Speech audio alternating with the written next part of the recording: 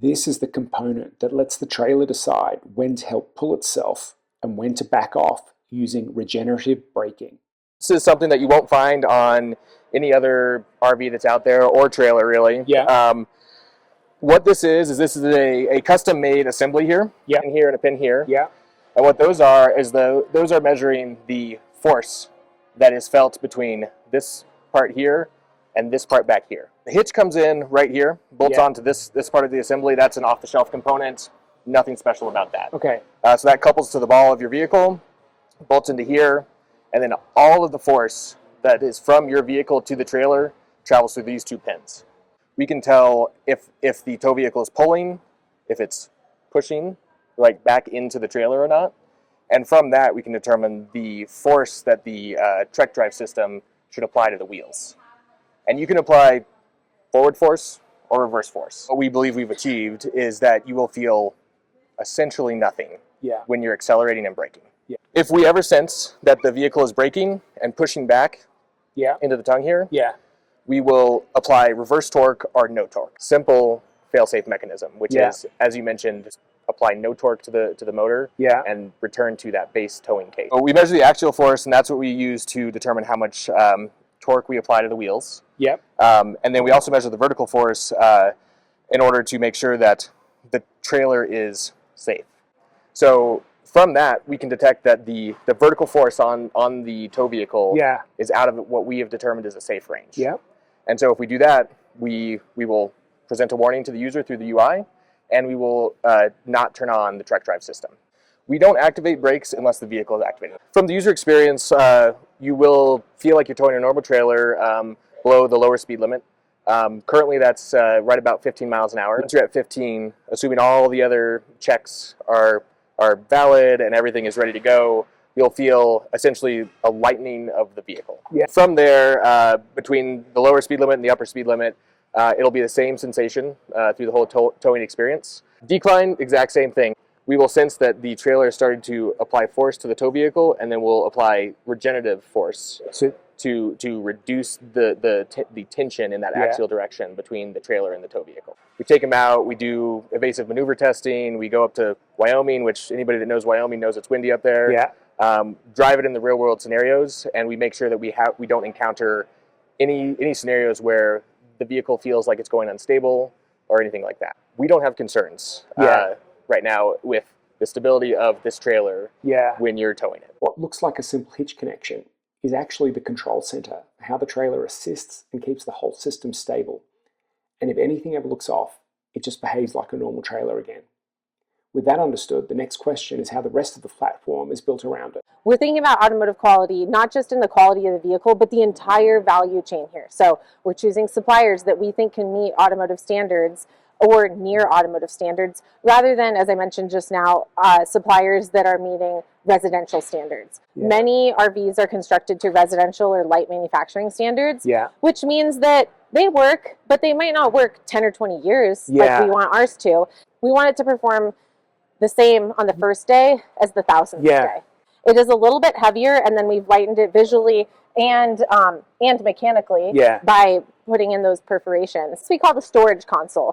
So you can store your adventure bags in here. They're actually sized to fit into this space. This is actually covering up the wheel well that's underneath there. So secured in a way that is different than you might see in other RVs. It is like, it's really on there. And that's because we're torque controlling those joints and really making sure that it can last through our reliability and durability cycles. The way these open and close needs to be very robust and in the lock position so they don't rattle open. And the way that we test that is through durability testing on the road, reliability testing on the road. And it's certainly got a, there's a pull to get it out, but it's so secure once it's in. And it's really tricky design and something that we had to go through many iterations on because it needs to go up and down and side to side without any collisions. And making that in a way that is robust and durable while also working is pretty hard. The whole area is a wet area. So most of the drains on this side. I just love that it's all metal with metal screws. So it's got, like nothing is. It's a sheet metal interior. This is where some of that automotive style design comes in. Here you can also see sheet metal, but it's hollowed out for mass savings. Yeah. So we want to make sure that things can perform at the temperatures. They can go through the cycling that we're expecting. They can go through the vibration that we're expecting. And that's one of the differences in choosing automotive grade components. And I do love these motions. Like, I know it's a little stiff to pull it out to start with, but you know it's not going to move. Yeah, and it's not going to rattle out during transit. Our sheet metal comes from a supplier that does some automotive work as well as just generic sheet metal work. Our electrical components are mostly automotive grade. Yeah. And then some of the parts where it's been a little bit trickier, like our countertops, for example. Yeah. Nobody makes those for cars.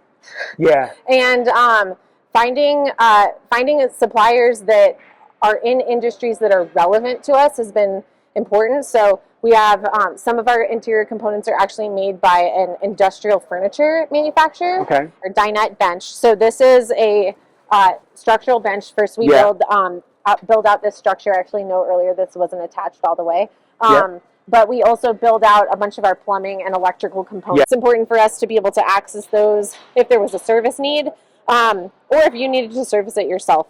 Seatback is where the air is routed. So we install that and it becomes the conduit through which all the air flows all the way around to there. So in a typical AC scenario, you're going to have a vent or maybe two coming from two spots. Now, you've been standing on a table. Yes. Talk us through the table. Okay, so this is the beginning of the table construction. So this is actually the same design as you get on a standing desk. Yeah. So it's very robust. So when the dinette, is lowered, this is now another sleeping space for two people. Exactly. Yeah. So we build out the structural base of the bed. So that's this thing underneath here is the storage, exterior storage. Yeah, the gearage. So you can see this black plastic tray. Yeah. This is what we call the nightstand. So the edge of the seating comes to about right here. Yeah. And your mattress comes to about right here. So you have a little slit there. Yeah. You could lose your stuff in it, or we can make it functional. We've really optimized around both the living experience and the sleeping experience. These are nice, but this is different. What stands out to me here is that the interior isn't built like furniture dropped into a trailer. It's engineered into the structure from the start. VIN 15, tell me what's been updated. Sweet, so since last time we have gotten the stabilizer jacks installed in the rear end of the vehicle. We also have the drive unit here. This is the heart of the check drive system. Without this thing, we wouldn't have any of the range gain or any of that fun stuff. So this itself is actually a motor, a differential, and an inverter all in one package that we will then eventually have a couple of stub shafts with CV axles that will go out to the driven wheel assemblies that we have.